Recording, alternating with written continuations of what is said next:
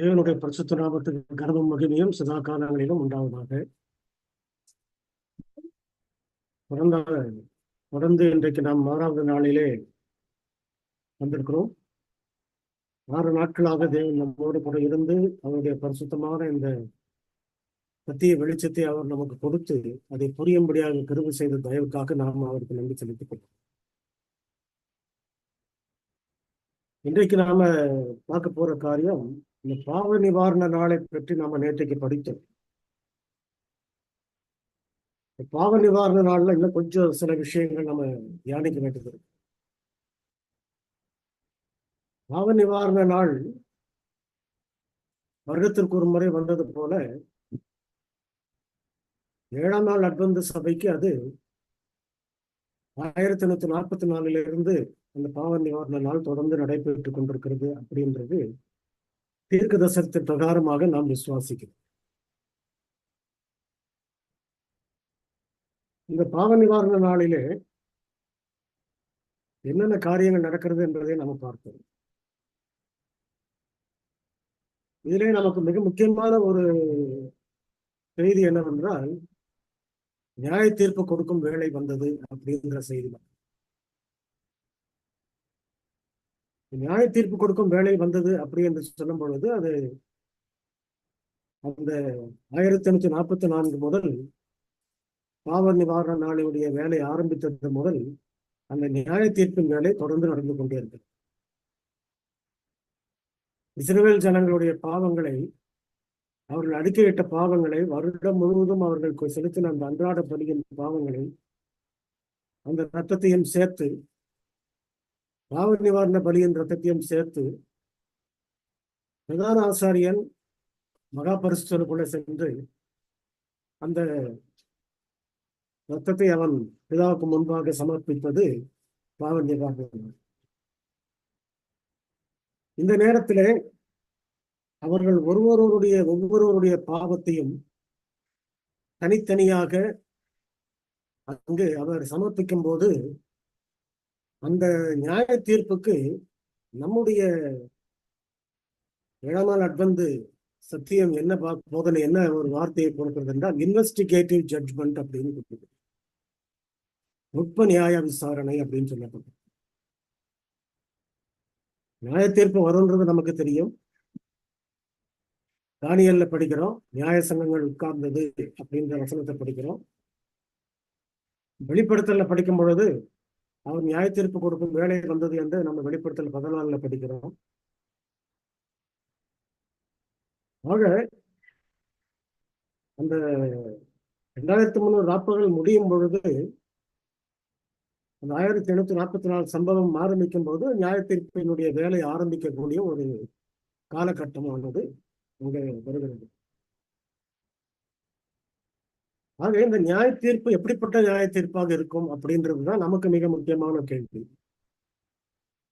இந்த சத்தியமானது கடந்த காலத்தில் இருந்த 6 சபைகளுக்கும் அப்படிப்பட்ட ஒரு சத்தியம் கொடுக்கப்படலை.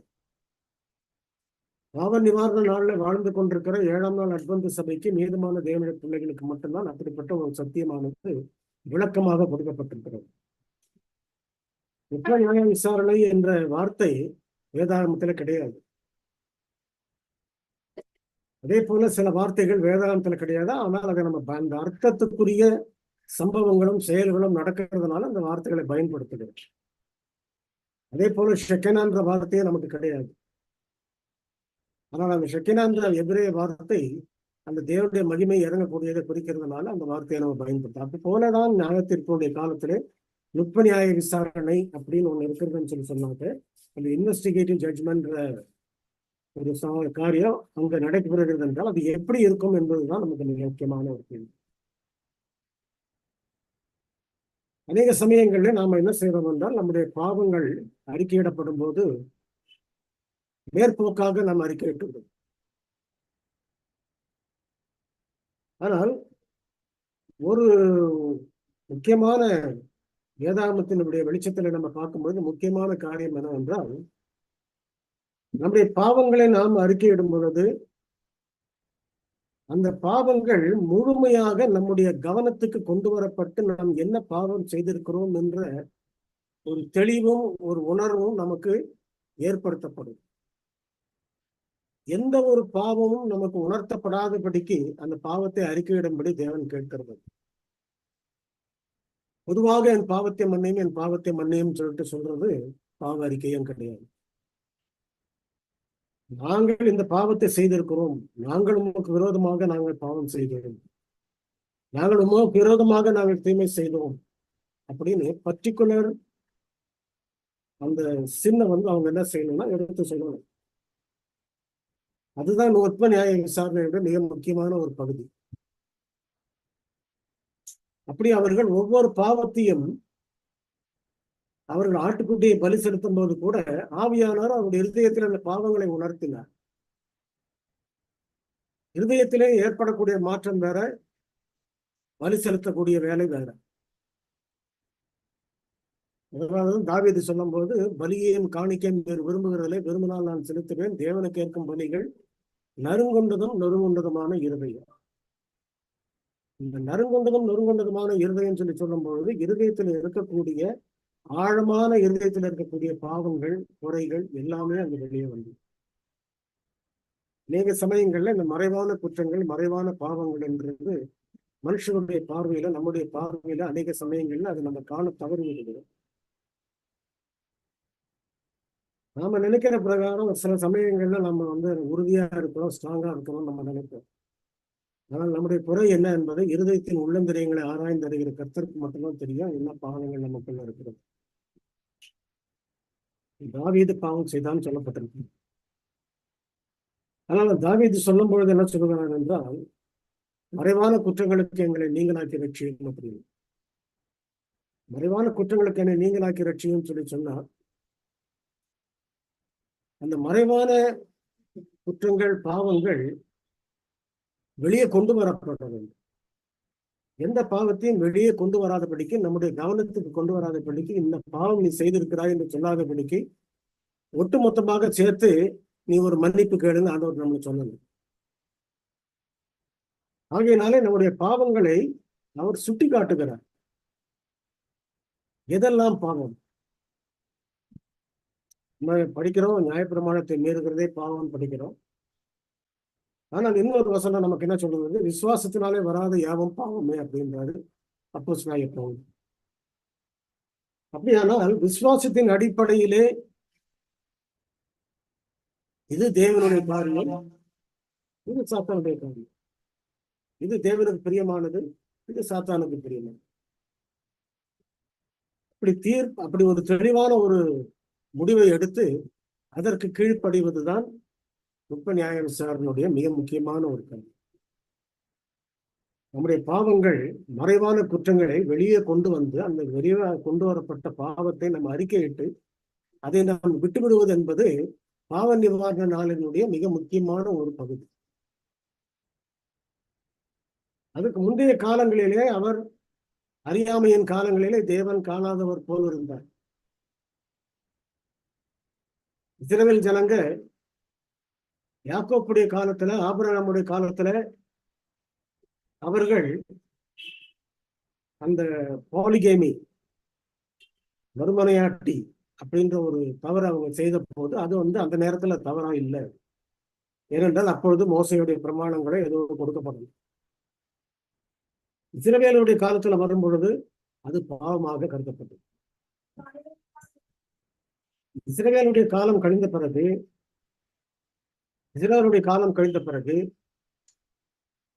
நம்முடைய காலத்துல இன்னும் மிக தெளிவாக அது கொடுக்கப்பட்டது. ஆக இஸ்ரவேலுடைய காலத்திலே விபச்சாரம் செய்தால்தான் விபச்சாரம் அப்படின்றது ஒரு பாவம் சொல்லப்பட்டது. ஆனால் கிறிஸ்து வரும்பொழுது அவர் சொல்லக்கூடிய காரியம், அவர் கொடுக்கக்கூடிய விளக்கம், ஒரு ஸ்திரீ இச்சையோடு பார்க்கிற எவனும் அவளோடு விபச்சாரம் செய்ததாயிற்று அப்படின்னு. பார்வையே, சிந்தனையே விபச்சாரம். அப்படியானால் பாவத்தினுடைய ஆழம் எங்க இருக்கிறதோ அங்கதான் பாவமே உருவாகுது. அதுதான் பாவத்தினுடைய முக்கியமான இடம். ஆக அந்த பாவத்தை இன்னும் கொஞ்சம் ஆழமா கொண்டு போனார். அவர் கற்பனையை ஒழிச்சிருந்தாக்க அந்த பாவத்தை அந்த அளவு சுட்டி காட்ட முடியும். இங்க பாவத்தை ரொம்ப ஆழமா கொண்டு போய் அதை சுட்டி காட்டும். ஒரு சில வேர்கள் பாவத்தின் வேர்கள் உள்ள இருக்கிறதுனாலதான் திரும்ப திரும்ப அது முளைச்சுக்கிட்டே இருக்கு. அந்த வேரையும் கொப்பையும் நான் வெட்டி போடுவேன் அப்படின்னு அப்படிப்பட்ட ஒரு நாள் இப்ப வந்திருக்குது. நம்ம பாவ நிவாரண நாள்ல வந்திருக்கு. அதாவது இருதயத்தினுடைய ஆழத்துல இருக்கக்கூடிய பாவங்கள் சில சமயங்கள்ல நமக்கு தெரியாம இருக்கும். அந்த பாவங்கள் நமக்கு தெரியாம இருக்கும் பொழுது நாம என்ன செய்வோம் என்றால், நமக்கு எல்லாம் சரியாதான் இருக்கோம், சரியான அறிக்கை பண்ணியிருக்கிறோம் நம்ம நினைச்சிட்டு இருக்கோம். நீர் எங்கே போனாலும் நான் உண்மை பின்பற்றி வருவேன்னு சொல்லிட்டு பேதுரு சொல்லும் பொழுது அவனுடைய பலவீனம் என்னன்றது அவனுக்கே தெரியாது. இப்போ ஆண்டவர் சொன்னாரு, இன்றைக்கு நான் உனக்கு சொல்லுகிறேன், நீ சேவல் கூவுவதற்கு முன்பாக நீ என்னை மறுதளிப்ப அப்படின்னு. இப்ப அந்த மறுதளிக்கக்கூடிய பலவீனம் அவனுக்குள்ள இருந்தது, அவனுக்கே தெரியாது. அவன் என்ன நினைச்சிட்டு இருக்கிறான்னாக்க, நம்ம இத்தனை வருடங்களாக இவரோட கூட வாழ்ந்துட்டு இருக்கிறோம், ஆகியனால நிறைய காரியங்களை படிச்சுக்கிட்டோம், தெரிந்து கொண்டோம், ரொம்ப ஸ்ட்ராங்கா இருக்கிறோம், ஒரு மூத்த விசுவாசியா இருக்கிறோம் அப்படின்லாம் அவன் நினைச்சு கற்பனை பண்ணிக்கிட்டான். ஆனா எவ்வளவு பலவீனமான விசுவாசி என்றத அவனுக்கு புரிய வைக்கிறார் ஆண்டவர். அநேக சமயங்கள்ல நம்ம குறித்து நம்ம நேர்மையா நினைச்சிட்டு இருக்கும்போது நம்ம பெரிய விசுவாசிகளா இருக்கிறோம், பரம்பரை விசுவாசிகளாக இருக்கிறோம், பரம்பரை குடும்ப விசுவாசிகளா இருக்கிறோம், பரம்பரை அட்வென்டிஸ்டுகளா இருக்கிறோம் அப்படின்னு சொல்லிட்டு ஒரு நம்பிக்கையில நம்ம இருக்கும் பொழுது ஆண்டவர் நம்முடைய பலவீனத்தை அவர் சுட்டி காட்டும் பொழுது நம்ம எந்த அளவுக்கு மோசமான நிலைமையில இருக்கிறோம்ன்றது அவர் நமக்கு வெளிப்படுத்தி காட்டும். அப்படி பார்க்கும் பொழுது அம்மையார் என்ன சொல்றாங்கன்னு சொன்னா, யாரெல்லாம் தங்களுடைய பாவங்களை குறித்து அருவருப்படைந்து ஒரு அதிர்ச்சி அடையலையோ அவர்களிடத்துல மனம் திரும்புதலே நீங்க காண முடியாது அப்படின்னு. ஆனால் முதலாவது நம்முடைய பாவத்தை குறித்த ஒரு அருவருப்பும் ஒரு உணர்ச்சியும் நமக்கு வரணும். நானே இவ்வளவு பாவத்தை செஞ்சிருக்கும் போது நான் போய் எங்க மற்றவங்களை கண்டிக்கவோ மற்றவங்களை கேட்கவோ யாரும் யாரும் கண்டிக்கவே முடியாது, யாரும் கேட்கவே முடியாது. ஆகையினாலே நமக்கு ஆண்டவர் என்ன செய்கிறார் என்றால், முதலாவது நம்முடைய பாவத்தை சுட்டி காட்டுகிறார். இருதயத்தின் நினைவுகள் அப்படின்னு சொல்லும்போது அந்த நினைவுகள் ஒரு அன்கான்சியஸ் சின், மறைக்கப்பட்ட அல்லது புதைக்கப்பட்ட பாவங்களாக நமக்குள்ள நிறைய இருக்கு. அந்த பாவங்கள் என்ன செய்யும்னு சொன்னாக்க, நம்முடைய இருதயத்திலிருந்து சில சமயங்கள்ல நம்ம அறியாமலேயே அது வெளியே வந்துடும். சில நெருக்கடியான சூழ்நிலைகள்ல, சில நெருக்கடியான காலங்கள்ல அந்த பாவங்கள் நம்மளை அறியாமலே வெளியே வந்துடும். ஏன்னால் அதான் நம்முடைய இயல்பான சுவாபம். நன்மை செய்ய விரும்புகிறேன், ஆனாலும் தீமையை செய்கிறேன், நான் அல்ல எனக்குள்ள இருக்கிற தீமையை எப்படி சுவாபம் எப்படி செய்கிறேன். அப்போ எப்பவும் சொல்லுகிறான், நன்மை உண்டு என்ற இடத்துல தீமை உண்டு, தீமையும் நிற்கிற பிரமாணத்தை நான் காண்கிறேன் அப்படின்னு. ரெண்டு பிரமாணம் நமக்குள்ள போராடிக்கிட்டு இருக்கு. ரெண்டு பிரமாணத்தினுடைய போராட்டத்துக்கு மத்தியில தான் நம்ம வாழ்ந்துட்டு இருக்கிறோம். இதுல எதுக்கு செவி கொடுக்கணும், எதுக்கு செவி கொடுக்க கூடாதுன்றது மட்டும் நாம தான் எடுக்க வேண்டிய முடிவு. அது ஆண்டவர் எடுக்க மாட்டோம். முடிவு எடுக்க வேண்டியது நம்முடைய கருத்துல இருக்குது. ரட்சிப்பின் திட்டத்துல நம்முடைய பங்கு ஒரே பங்கு என்னவென்றால், எந்த முடிவை நாம எடுக்கிறது அப்படின்றது. நீதிக்கு அடுத்த முடிவை எடுத்தோமானால் அவர் நமக்கு உதவி செய்வார், அநீதிக்கு அடுத்த முடிவை நம்ம எடுப்போம்னால் அவர் நமக்கு உதவி செய்யணும். இதுதான் நிபந்தனை. ஆகையினால தேவனுடைய பிள்ளைகளா இருக்கக்கூடிய நாம பாவ நிவாரண நாள்ல எப்படிப்பட்ட ஒரு நிலையில நம்ம இருக்கிறோம், எந்த நிலையில ஒரு மனுஷன் ஒரு விசுவாசி இருப்பான் அப்படின்னு பார்த்தா, மற்ற 6 சபைகளுக்கும் ஏற்கனவே இருந்த 6 சபைகளுக்கும் இல்லாத ஒரு சாக்கியமும் ஒரு வெளிச்சமும் 7வது சபையாக இருக்கக்கூடிய அட்வென்ட் விசுவாசிகளுக்கு கொடுக்கப்பட்டது. என்ன ஒரு சத்தியம் கொடுக்கப்பட்டிருக்கிறது?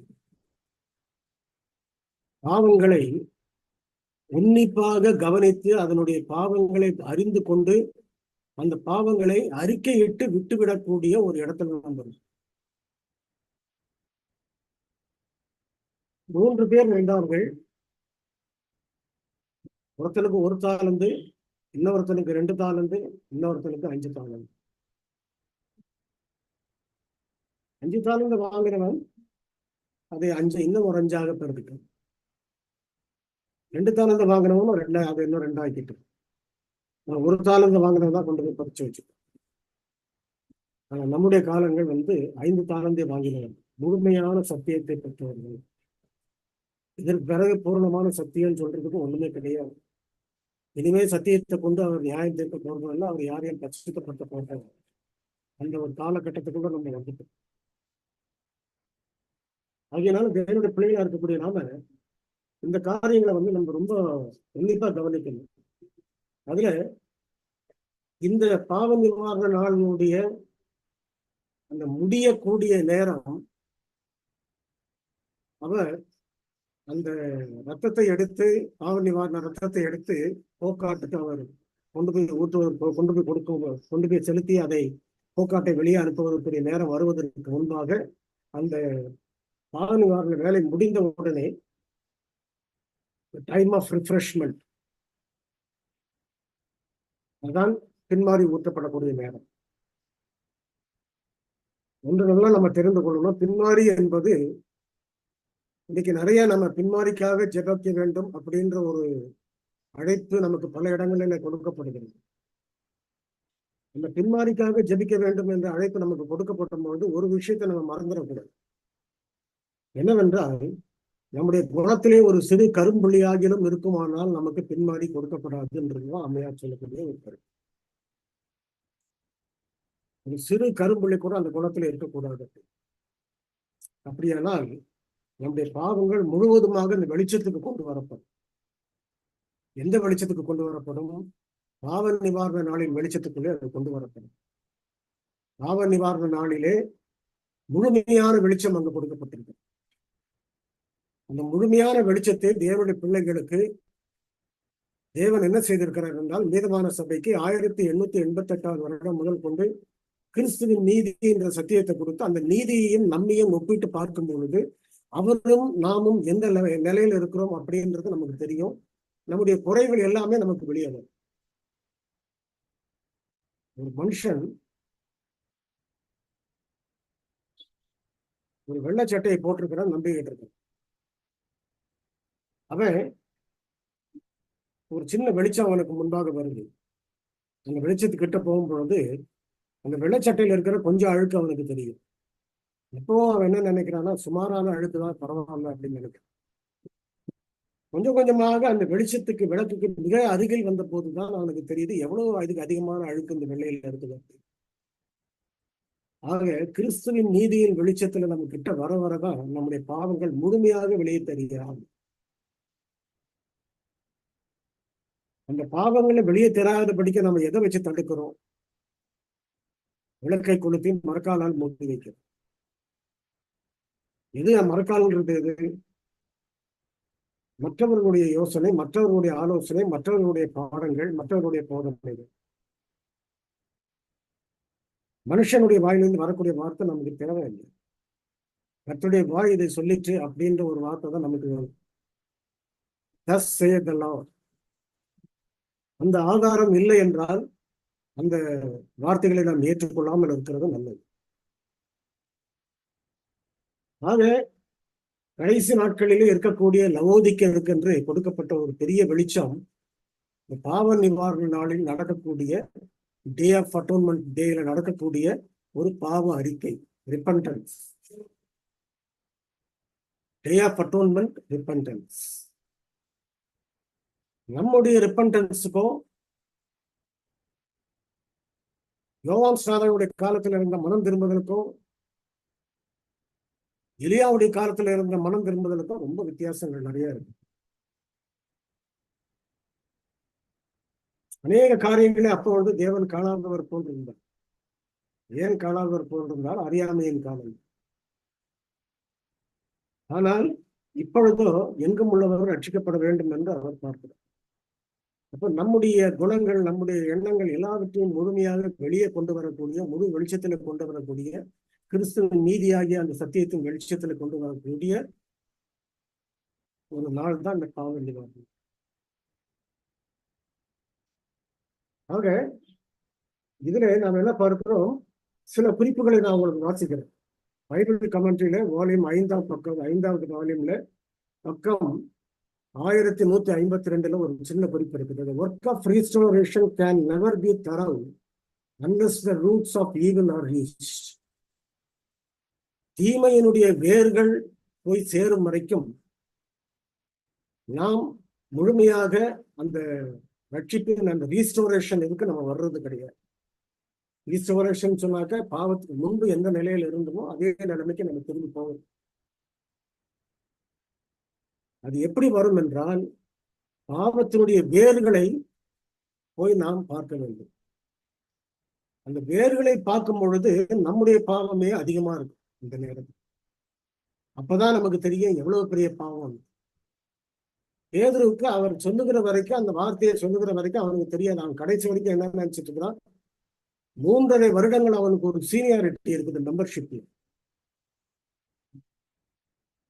சிறந்த ஒரு சீஷனாவே இருந்துட்டான் கூட.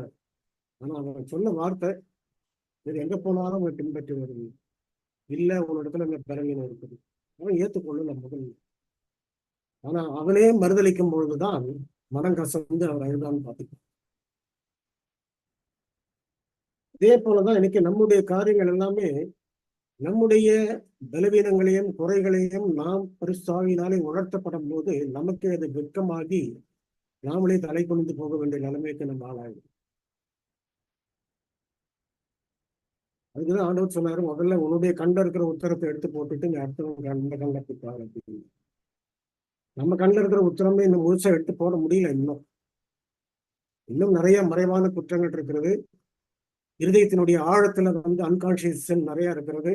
இதெல்லாம் எடுத்து போட்டாதான் பாவ நிவாரண நாள் பூர்த்தி அடையும். பாவ நிவாரண நாள்ல இதெல்லாம் செஞ்சு முடிச்ச பிறகுதான் நமக்கு அந்த பின்மாறியனுடைய அனுபவம். ஆக பின்மாறியனுடைய அனுபவத்துக்காக போராடுகிற ஜெபிக்கிற நாம முதலாவது இந்த உண்மையை நம்ம தெரிந்து கொள்ளணும். அநேக இடங்கள்ல சபைகள்ல நம்ம பின்மாறிக்காக ஜெபிப்போம் சொல்லி சொல்றாங்க. ஆனா அதுக்கு முன்பாக பாவங்களை அறிக்கையிடும்படியாக ஜெபிப்போம் அப்படின்ற வார்த்தைக்கு நம்ம வரல. பரிசுத்த உபவாச நாளை நியமங்கள், சபையை ஒன்றாக கூட்டுங்கள் அப்படின்னு சொல்லிட்டு நம்ம வாசிக்கிறோம். ஆக அந்த நாளை கூட்டி அவர்களை நாம கொண்டு வந்து வைத்து பாவங்களை அறிக்கையிடும்படியாக விட்டுவிடும்படியாக நம்ம கொண்டு வரும்போதுதான் அந்த மாற்றங்கள் ஏற்படும். ஆக இதுதான் பாவ நிவாரண நாள். இதுதான் நுட்ப நியாய விசாரணை. நுட்ப நியாய விசாரணை பற்றி கிரேட் கான்ட்ரோவர்சியில் அவங்க ரொம்ப தெளிவாக எழுதுறாங்க. என்னென்ன பாவங்களை அவர் அங்க கொண்டு வருகிறார். நாம் வீணாக பேசின பேச்சுக்கள், கிறிஸ்து சொன்னாரு, இந்த வார்த்தையை நிமித்தம் நீ நியாயம் தீர்க்கப்படுவ அப்படின்னாரு. வீணாக பேசின பேச்சுக்கள், வீணாக சிந்தித்த சிந்தனைகள், அவிசுவாசமான சிந்தனைகள், பலவீனத்துக்கு இடம் கொடுத்து சிந்திச்ச சிந்தனைகள், தவறான பாவமான சிந்தனைகள், மாம்ச பிரகாரமான இச்சையான சிந்தனைகள் எல்லாவற்றையுமே அவர் அந்த நுட்ப நியாய விசாரணையிலே வெளியே கொண்டு வரும். இதுதான் 7ஆவது நாள் அட்வென்ட் மக்களுக்கு இருக்கக்கூடிய ஒரு வித்தியாசமான விசேஷமான கூறு. மற்ற கிறிஸ்தவர்களை போல நமக்கு இந்த சத்தியத்தை ஆண்டவர் கொடுக்கல. அவர் இந்த சத்தியத்தை நமக்கு கொடுத்திருக்கிறார் என்றால் அதனுடைய முக்கியமான நோக்கம் என்ன? நீங்கள் இந்த உலகத்திலே விசேஷமான ஜாதிகள், பூமியிலே முதற் பலனாக தெரிந்து கொள்ளப்பட்டவர்கள், முதற் பலன்களாக வரக்கூடியவர்களாக தான் நீங்கள் இருக்கிறீர்கள் அப்படின்னு கண்டுபிடிச்சிருக்காங்க. முதற் பலன்கள் எப்படி இருக்க வேண்டும் என்பதுதான் நம்ம பார்க்கணும்.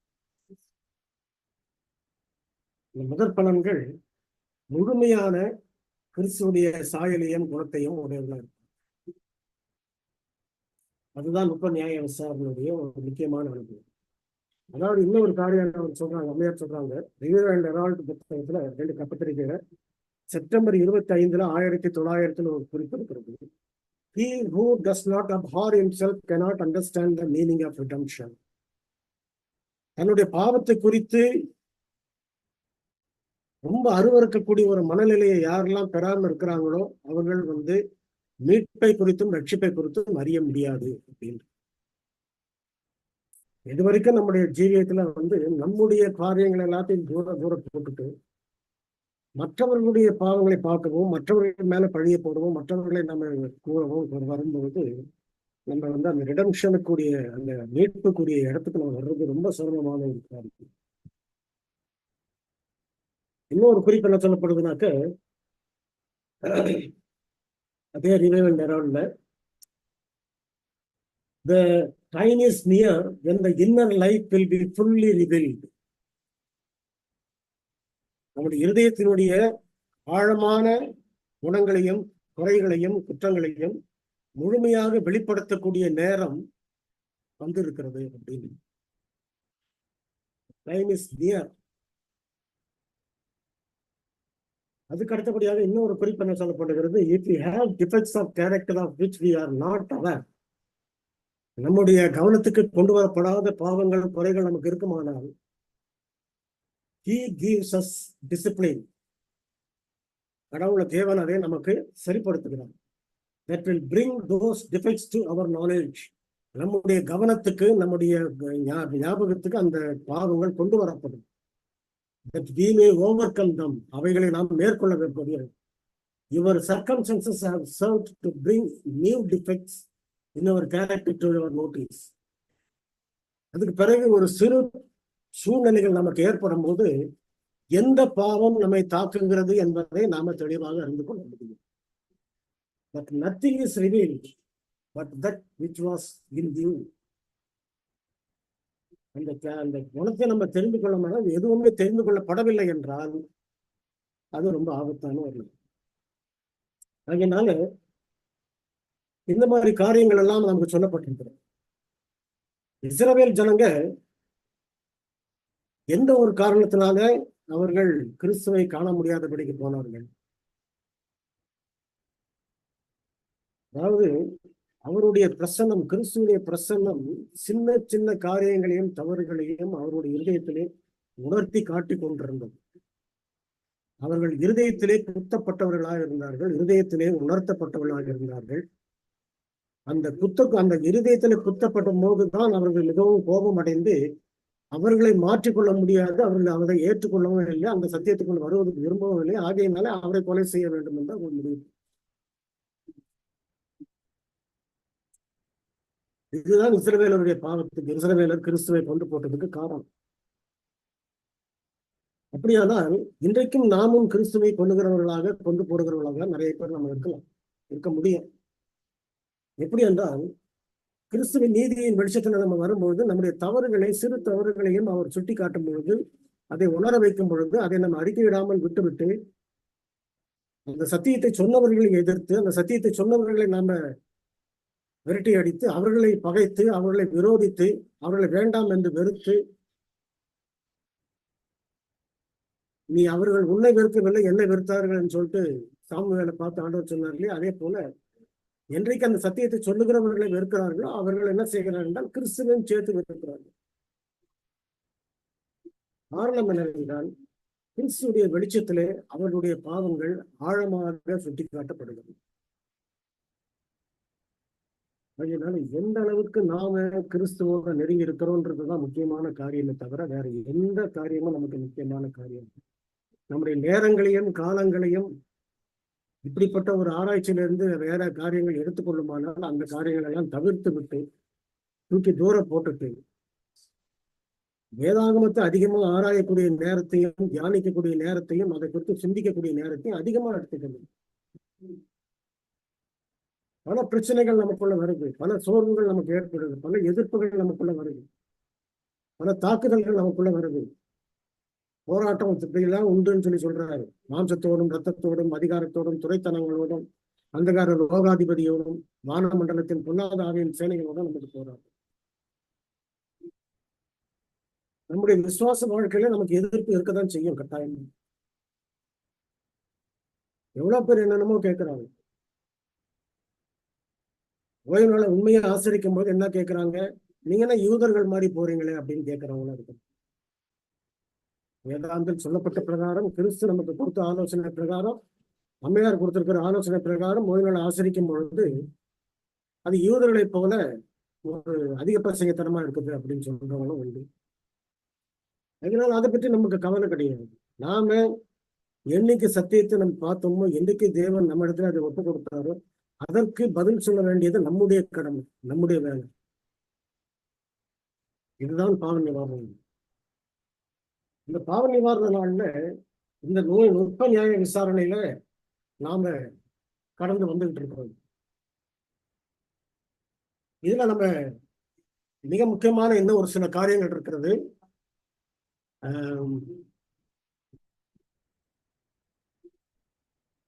அதாவது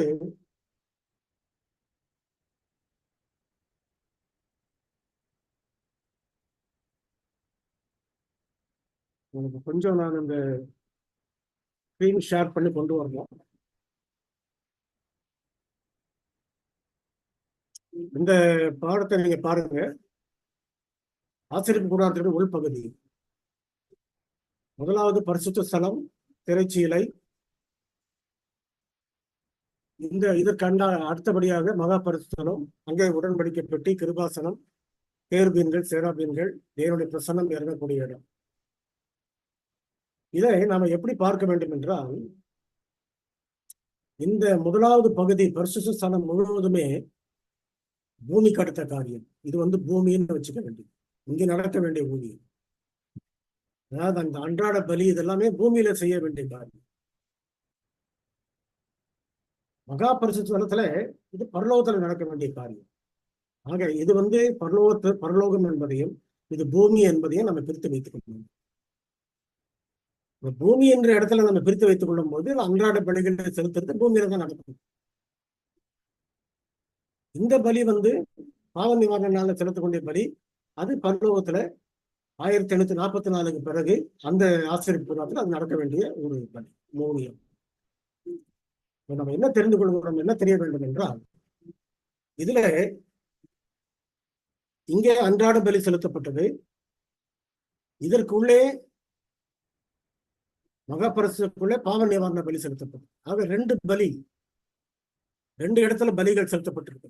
இந்த அன்றாட பலியில ஒவ்வொருவரும் தங்களுடைய பலிகளை செலுத்தி தங்களுடைய பாவங்களை அறிக்கையிட்டார். பாவ நிவாரண பலியில ஒரு பலியை அவர்கள் என்ன செய்தார்கள், செலுத்தி அந்த பாவ நிவாரண ரத்தத்தை அவன் அந்த மகாபரிசுக்குள்ள சென்று எடுத்துக்கொண்டு போறான் பிரதான ஆசாரி. ஆக ஒரு உண்மையை நம்ம என்ன தெரிந்து கொள்ள வேண்டும் என்றால், இந்த பலியாக கிறிஸ்துவே வருகிறார். அவரே தேவாட்டுக்குட்டி. அந்த தேவாட்டுக்குட்டியாக அவர் வரும்பொழுது அவரே தான் பாவ நிவாரண பலி, அவரே தான் அன்றாட பலி. அடுத்தது அவரே பாவ நிவாரண பலி, அவரே அன்றாட பலின்னு சொல்லும் பொழுது அடுத்தது இன்னொரு வேலை அவருக்கு இருக்கிறது. அவர் பலியாக வந்திருக்கிறார். ஆனால் இதுல ஒரு கேள்வி என்னவென்றால், பாவ நிவாரண அதாவது அன்றாட பலிக்கு ஒரு முறை அவர் வரணும், பாவ நிவாரண பலிக்கு ஒரு முறை அவர் வர வேண்டுமா அப்படின்ற கேள்விகளை கேட்கிறவர்களும் வசனம் நமக்கு என்ன சொல்லுகிறது. உங்களோட வசனத்தை நான் எடுத்து காட்டுகிறேன்.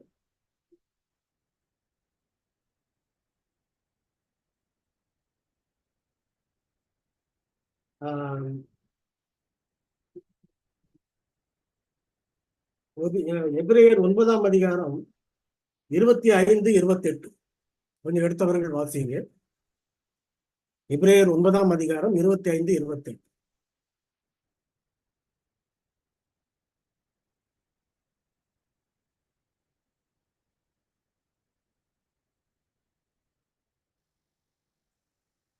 எபிரேயர் 9:25. 25ஆம் வசனமா 28ஆம் வசனம்? ஓகே. பிரதான ஆசாரியன் அந்நிய இரத்தத்தோடைய வருஷந்தோறும் பரிசுத்த ஸ்தலத்துக்குள் பிரவேசிக்கிறது போல அவர் அநேக தரம் தம்மை பலியிடும்படிக்கு பிரவேசிக்கவில்லை. 28.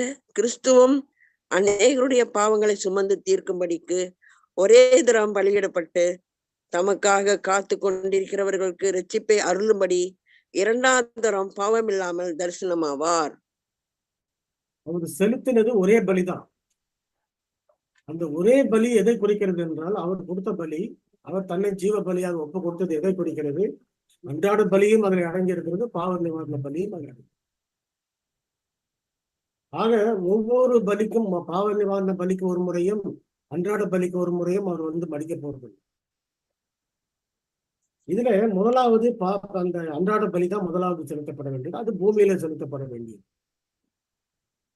அப்படியானால் அவரே பலியாக மறிக்க வேண்டும் என்றால் பரலோகத்திலே அவர் பலியாக மறிக்க முடியாது. ஆக அவர் பூமிக்கு வந்துதான் சிலுவையிலே அறையப்பட வேண்டும். அடுத்தது அவர் பூமிக்கு ஏன் வர வேண்டும் என்றால் அவர் மாம்ச சாயலாக வந்து மாம்சத்திலே பாவத்தை ஆக்கினைக்குள்ளாக தீர்த்தார் அப்படின்னு சொல்லுது. ரோமர் 7ஆம் அதிகாரத்துல அதை தான் நம்ம படிக்கிறோம். 8ஆம் அதிகாரத்தில் மாம்சத்திலே பாவத்தை ஆக்கினைக்குள்ளாக அந்த மாம்ச சாயலிலே பூமிக்கு அவர் வந்து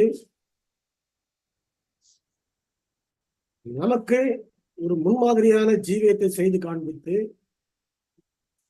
நாம் மறிக்க வேண்டிய இடத்துல அவர் மறித்து அவர் நமக்கு ரட்சிப்பை வாங்கி கொடுக்கிறார். இந்த வேலையை செய்வதற்கு தான் அவர் பூமிக்கு வந்தார். அவர் பூமிக்கு வந்த பொழுது நாம அவரை சரியாக புரிந்து கொள்ள வேண்டும். நேகர் என்ன செய்கிறார்கள் என்றால் அவருடைய தெய்வீக தன்மையை மட்டும் எடுத்துக்கொள்கிறார்.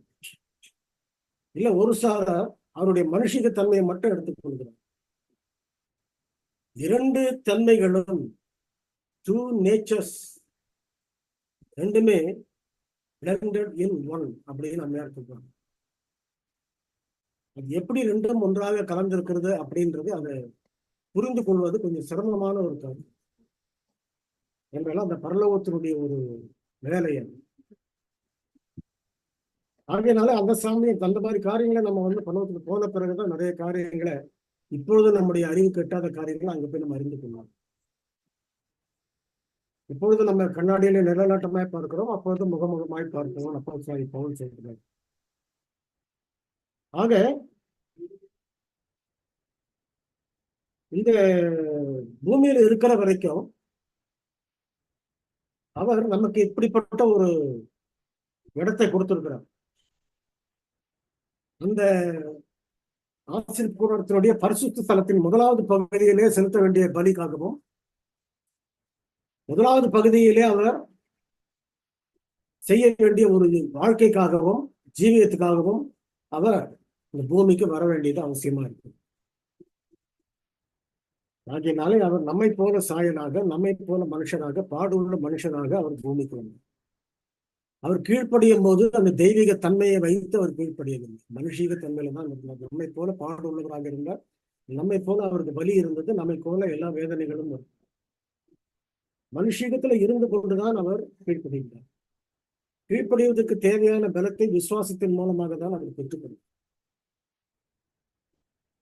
ஏனென்றால் இப்பொழுது அவர் தேவனுடைய குமாரன் அப்படின்ற ஒரு ஸ்தானத்துல இருந்தாலும் அவர் அந்த தேவனுடைய குமாரன்ற அதிகாரத்தை மட்டும்தான் பயன்படுத்துறார். நல்லா நீங்க வசனங்கள் எல்லாம் ஆராய்ந்து பார்க்கணும். பாவங்களை மன்னிக்க மனுஷகுமாரனுக்கு அதிகாரம் உண்டென்று நீங்கள் அறியும்படிக்கு அவர் இந்த வியாதியரசனை சுகப்படுத்தினார்னு சொல்லப்பட்டார். மன்னிக்கிற அதிகாரம் அவருக்கு உண்டு. ஏனென்றால் அவர் தேவனுடைய குமாரன். ஆனால் அதே நேரத்துல அந்த தெய்வீக தன்மையை தெய்வீக வல்லமையை கற்பனைகளுக்கு கீழ்ப்படிவதற்கு அவர் பயன்படுத்தார். நம்மை போலவே அவர் பாடு உள்ளவராய் சோதிக்கப்பட்டார். நம்மை போலவே அவரும் எல்லா உபத்திரங்களையும் சந்திச்சார். நம்ம போலவே அவருக்கும் வலி இருந்தது, பசி இருந்தது, கஷ்டங்கள் இருந்தது. ஆக கிறிஸ்துவனுடைய நீதின்னு சொல்லும் பொழுது இந்த ரெண்டு நீதியாக நமக்கு பிரிக்கப்பட்டு கொடுக்கப்பட்டிருக்கு. என்ன ரெண்டு நீதியாக கொடுக்கப்பட்டிருக்கிறது? ஒரு நீதி நமக்கு பதிலாக மரித்த ஒரு நீதி. இன்னொரு நீதி நமக்கு முன்மாதிரியாக கொடுக்கப்பட்ட ஒரு நீதி. அவர் ரெண்டு நீதியை நமக்கு கொடுத்திருக்கு. பாவத்தின் நிமித்தமாக நமக்கு கொடுக்கப்பட்ட தண்டனை, பாவத்தின் சம்பளம் மரணம். அந்த மறிக்க வேண்டிய இடத்துல அவரும் மறிச்சிட்டார். அதுக்கு அடுத்தபடியாக அந்த பாவத்திலிருந்து எப்படி வெளியே வருவது எப்படின்றதுக்கு அவர் ஒரு முன்மாதிரியை காட்டிட்டு போறார். இந்த முன்மாதிரியை குறித்து 1 பேதுரு 2:21 நம்ம படிக்கலாம். 1 பேதுரு 2ஆம் அதிகாரம் 21ஆம் வசனம்.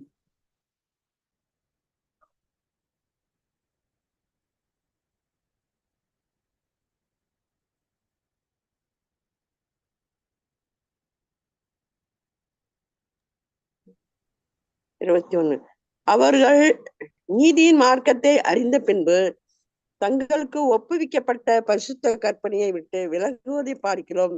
அதை அறியாதிருந்தவர்களானால் அவர்களுக்கு நலமா இருக்கும். 21ஆவது வசனமா? 1 பேதுரு 2:21. 1 பேதுரா? 1 பேதுரு 2:21. இதற்காக நீங்கள் அழைக்கப்பட்டு இருக்கிறீர்கள். ஏனெனில் கிறிஸ்துவம் உங்களுக்காக பாடுபட்டு நீங்கள் தம்முடைய அடிச்சூடுகளை தொடர்ந்து வரும்படி உங்களுக்கு மாதிரியை பின் வைத்து போனார். உங்களுக்கு மாதிரியை பின் வைத்து போனார். Was the example in obedience, substitute in death. இதுதான் சத்தியம். நமக்கு நம்ம மறிக்க வேண்டிய இடத்துல அவர் மறிச்சாரு, சப்ஸ்டிடியூட்டா. நம்ம கீழ்ப்படிய வேண்டிய இடத்துல அவர் கீழ்ப்படியில. இன்னைக்கு ஞாயிற்றுக்கிழமை சபையும் விழுந்து போன மற்ற கிறிஸ்தவர்கள் என்ன சொல்லுகிறார் என்றால், நமக்கு பதிலாக அவர் கீழ்ப்படிந்து விட்டால் நாம கீழ்ப்படிய வேண்டியதில்லை, விசுவாசித்தால் நாம் என்ன செய்வோம், பரலோகராஜ்யம் போயிடுவோம் அப்படின்றது சொல்லுவோம். விசுவாசித்தாலும் கூட அந்த கிரியைகள் இருக்க வேண்டும் அப்படின்றதான் அவர் நமக்கு நிரூபித்து காண்பித்தார். அந்த கிரியைகளை அவர் நிரூபித்து காட்டுவதற்காக தான் 3.5 வருஷம் அவருக்கு ஊழியம் தேவைப்பட்டது. இல்லைன்னா என்னைக்கு அவர் ஞானஸ்தானம் எடுத்தாரோ அன்னைக்கு அவர் பரலோகராஜ்யம் போயிட்டு இருக்கு, போகல. அவர் இருக்கிற வரைக்கும் அவர் நமக்கு ஒரு முன்மாதிரியை காண்பித்துட்டு போயிருக்கார். அதுதான் இந்த வசனம் நமக்கு சொல்லுது. வேதாந்தத்தை முழுசா படிக்கிறது மட்டும் இல்லாம அதை ஆவியானவர் ஒன்றோடு ஒன்று கூட்டும் போது ஜெபத்தோடு படிச்சாங்கன்னாக்க அவங்களுக்கு அது விளங்கும். ஆக கற்பனை ஒழிஞ்சு போச்சு, அதுக்கு நம்ம கீழ்ப்படிய வேண்டியதில்லைன்னு சொல்றவங்களுக்கு இதுதான் சரியான பதில். என்ன பதில்? அவர் நமக்கு பதிலாக கீழ்ப்படியவில்லை, நமக்கு முன்மாதிரியாக கீழ்ப்படிந்து அவருடைய அடிச்சுவடுகளை நாம் பின்பற்றி வரும்படி அதை பின்வைத்து போயிருக்கார். அதே நேரத்தில் அவர் மரித்த போது நாம மறிக்க வேண்டிய இடத்துல அவர் மரிச்சார், நமக்கு பதிலாக அவர் மரித்தார். Substitute in death and example in obedience. இந்த சத்தியத்தை தெரிந்து கொண்டால் அநேக கிறிஸ்தவர்கள் இன்னைக்கு அட்வென்ட் விசுவாசிகளா இருப்பாங்க. கிறிஸ்துவன்னு சொல்லும் பொழுது அந்த கிறிஸ்துவை பற்றியே தெரியாத கிறிஸ்தவர்கள் தான் நிறைய பேர் இருக்கிறாங்க. ஆகையினால் இந்த சத்தியங்களை நம்ம நன்றாக தெரிந்து கொள்ள வேண்டும். கிறிஸ்து நமக்கு பதிலாளியாக மரித்தார். அவர் இறந்தது, மரித்தது நாம மறிக்க வேண்டிய இடம், கீழ்ப்படிந்தது நாம் கீழ்ப்படிய வேண்டிய இடம். இதுல அவருடைய டிவைன் நேச்சர், தெய்வீக தன்மைன்றது எந்த விதத்திலும் கீழ்ப்படிதல்ல வேலை செய்யுது. அப்படி ஒரு வேலை செய்திருந்தாக்க அவர் சோதிக்கப்பட்ட போது சாத்தான் என்ன சொன்னா, நீர் தேவனுடைய குமாரனை ஆனால் தாழ குதியும், இந்த கல்லுகளை அப்பமாகும்படி செய்யும். அவருக்கு நல்ல பசி. அந்த பசி உண்டான நேரத்துல 40 நாள் கழிச்சு வரும்பொழுது அவர் கட்டாயமா என்ன செய்திருப்பார், கொஞ்ச நேரம் அந்த கல்லுகளை அப்பமாக்கிருக்கு. ஆனால் அவர் அதுக்கு இடம் கொடுக்கிறார். அவர் அந்த மாதிரி ஒரு வேலையை செய்யணும்னு விரும்பல. முழுமையாக ஒரே வார்த்தையில முடிச்சுட்டாரு. மனுஷன் அப்பத்தினாலே மாத்திரமல்ல, தேவனுடைய வாயிலிருந்து புறப்படுகிற ஒரு வார்த்தையினாலும் பிழைப்பான். ஆக என்ன பார்க்கிறோம், அவர் தம்முடைய தெய்வீகத்தன்மையை பயன்படுத்தி எந்த அதிசயங்களையும் அற்புதங்களையும் செஞ்சு தன்னை காப்பாற்றிக்கலாம்.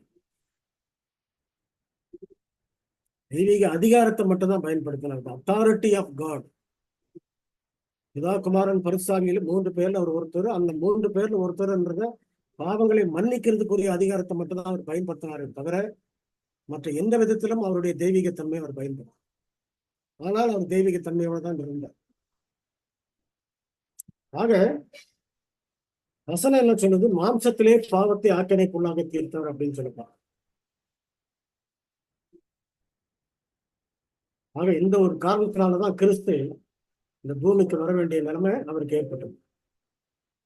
ஆக நம்ம என்ன பார்க்கிறோம், அந்தபடி மெய்யான பரிசுத்த ஸ்தலத்துக்கு அடையாளமான கையினால் செய்யப்பட்டதா இருக்கிற பரிசுத்த ஸ்தலத்திலே கிறிஸ்துவானவர் பிரவேசியாமல் பரலோகத்திலே தானே இப்பொழுது நமக்காக தேவனுடைய சமூகத்தில் பிரத்யட்சமாகும்படி பிரவேசித்திருக்கிறார். கிறிஸ்துவின் ஊழியம் 2 மாபெரும் பிரிவுகளை ஒவ்வொன்றும் குறிப்பிட்ட காலத்திற்கு பரலோக ஆசரிப்பு கூடாரத்தின் குறிப்பிட்ட இடத்தில் நடத்தப்பட வேண்டியதாக இருக்க, அடையாளமும் ஊழியமும் 2 பிரிவுகளான அன்றாடம் மற்றும் வருடாந்தர ஊழியத்தை கொண்டிருந்தது. முற்பிதாக்களும் தீர்க்கதரிசிகளும் பேட்டியஸ் அண்ட் ப்ராஃபட்ஸ் என்ற புத்தகத்திலே நம்ம 336வது பக்கத்துல இதை நம்ம படிக்கிறோம். அதற்கென்று ஒரு குறிப்பிட்ட காலங்கள் அங்கு வைக்கப்பட்டிருக்கு. அவர் பரமேறி போன உடனே, பூமியிலிருந்து போன உடனே 1944 வரைக்கும் அவர் பிதாவுடைய சமூகத்திலே அந்த நியாயத்திற்கு பாவ நிவாரண வேலைக்கு அவர் போகல. அதுக்குரிய காலம் நியமிக்கப்பட்டு அந்த காலம் நிறைவேறும் வரைக்கும் அவர் இங்கேதான் இருக்கிறது. சரி, அந்த காலம் வந்த பொழுது அவர் என்ன செய்றார், மகாபரிசுக்குள்ளே போனார். அப்போ நமக்கு என்ன தெரிகிறது என்றால், அந்தந்த காலத்துல என்னென்ன நடக்க வேண்டுமோ அந்தந்த காலத்திலே அது நடக்கும். அவர் பூமியிலே மனுஷனாக பிறந்த போதும் காலம் நிறைவேறும் போது இஸ்ரேலிடத்திலே பிறந்தவர். இப்படி ஒவ்வொன்றுக்கும் ஒரு காலத்தை அவர் நிர்ணயம் பண்ணி வச்சிருக்கிறார். அந்த காலத்தை தம்முடைய தீர்க்க தரிசிகளுக்கும் சொல்லி இருக்கிறார். அந்த தீர்க்க தரிசனங்களை நமக்கு ஆரம்பம் முதல், நமக்கு ஆதியாகமம் முதல் வெளிப்படுத்தல் வரைக்கும் நமக்கு அதை எழுதி கொடுத்திருக்கு. இதை படித்து புரிந்து கொள்வது நம்முடைய வேலை. ஆக வேதாகமத்தை நாம் தியானிப்பதற்கு எடுக்கக்கூடிய நேரங்கள் குறைவாக இருக்குமானால் ஒருவேளை அதை நமக்கு படிக்க முடியாமல் இருக்கும். நேரங்களை நாம் அதிகமாக எடுத்துக்கொண்டு அதை தியானிக்கும் பொழுது நிச்சயமாக அந்த காரியங்கள் நமக்கு வளர ஆரம்பிக்கும். ஆக இது குறிப்பிட்ட காலத்தில் நிறைவேற வேண்டும் என்றால் எந்த ஒரு காலத்தை அவர் கொடுத்திருக்கிறார், இந்த காலத்தை அவர் நமக்கு வேதாகமத்திலே கொடுத்திருக்கிறார். தானியேல் 8ஆம் அதிகாரம் 14ஆம் வசனத்திலே நமக்கு என்ன சொல்லப்படுகிறது, அன்றையும் 2340 செல்லும் வரைக்கும் இருக்கும், பின்பு பரிசுத்த ஸ்தலம் சுத்திகரிக்கப்படும். இது நமக்கு நன்றாக தெரிந்த ஒரு வசனம், மனப்பாடமா கூட தெரியும் அநேக அட்வென்டிஸ்டர்களுக்கு. ஆனால் இந்த காலத்தினுடைய ஆரம்பம் எப்பொழுது, முடிவு எப்பொழுது, இவைகளை நாம ஒரு வேதாகமத்தினுடைய நீண்ட தீர்க்க தரிசனமாக நம்ம படிக்க வேண்டும். ஆக இன்றைய தினத்திலே நாம பார்த்தது, இந்த பாவ நிவாரண நாளிலே கிறிஸ்துவானவர் மகா பரிசுக்குள்ளே பரலோக ஆசரிப்பு கூடாரத்திலே எப்பொழுது போனார் அப்படின்றது மட்டும் நம்ம பார்த்தோம். ஆனால் இது எந்த தேதியிலே, எந்த நாளிலே அது நிறைவேறினது என்பதை நம்ம தெரிந்து கொள்ள வேண்டும் என்றால் அந்த தீர்க்க தரிசனத்தை குறித்து நம்ம ஆராய வேண்டும். ஆகையினாலே நாளைய தினத்திலே நாம் அந்த 2340 குறித்து தெளிவாக நாம் தியானிப்போம். இந்த தினத்துல கேட்ட சத்தியத்தை தேவனுடைய பிள்ளைகள் திரும்பவும் அவர்கள் தியானித்து பார்த்து அதனுடைய நன்மைகளை பெற்றுக்கொள்ளும்படியாக தேவன் அவர்கள் கிருபை செய்வாராக. ஆமென். ஆமென். முடிவு ஜெபத்தை பண்ணிருக்கீங்க. எங்கள் மீட்பெரும் கண்மலையும் ஜீவனமாகிய கர்த்தாவே, அது பரிசுத்த நாமத்துக்கே கனமும் மகிமை சுதா காலங்களிலும் உண்டு.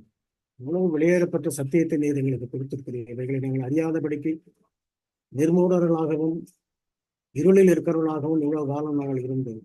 இப்பொழுது நாங்கள் இவைகள் எல்லாவற்றையும் அறிந்து கொண்டிருக்கிறபடியினாலே நமக்கு நாங்கள் நன்றி செலுத்துகிறோம். அந்த வெளிச்சத்திலே நாங்கள் நடக்கத்தக்கதான பலத்தை நீர் எங்களுக்கு இப்போது நம்முடைய பரிசுத்த ஆவியானவரை கொண்டு நம்முடைய பிள்ளைகளை நீர் வழி அனுப்பும், அவர்களை நிரப்பும், அவர்களை பலப்படுத்தும். ஒவ்வொருடைய இருதயத்திலும் இந்த சத்தியமானது வேலை செய்யவும், அவரவர் தங்கள் இருதயத்தை ஒப்புக் கொடுக்கவும், ஒருவரும் தங்கள் இருதயத்தை விட்டு விலகாத படிக்கும், தன்னுடைய உங்களுடைய சத்தியத்தை விட்டு விலகாத படிக்கும், உங்களுடைய சத்தத்துக்கு செவி கொடுக்கத்தக்கதாக நீர் தெரிவு செய்து வழிநடத்த வேண்டும். எல்லாவரையும் உடைய கரங்களில் ஒப்புவிக்கிறோம். சிறியவரையும் பெரியவரையும், முக்கியமாக வாலிப பிள்ளைகளையும் உடைய கரங்களில் ஒப்புவிக்கிறோம். தொடர்ந்து நீர் ஆசீர்வதியும். இந்த மீதமான சபையினுடைய பிள்ளைகள் நம்முடைய சத்தியத்தை முழுவதுமாக அறிந்து கொண்டவர்களாகவும் கடைசி நாளிலே ஒரு சீர்திருத்தத்துக்கும் ஒரு எழுப்புதலுக்கும் பாத்திரங்களாக வரவும் நீர் கிருபை செய்யலாம். பின்மாறிய பெறுவதற்குரிய நேரம் நெருங்கி இருப்பதனாலே அதை பெற்றுக்கொள்ளும்படியான நேரத்தை எங்களுக்கு கிருபையாய் ஆரம்பித்தோம். தொடர்ந்து நீர் வழிநடத்தும் ஆசீர்வதியும் இயேசுவின் மூலமாக தாழ்மையோடு கெஞ்சுகிறோம்.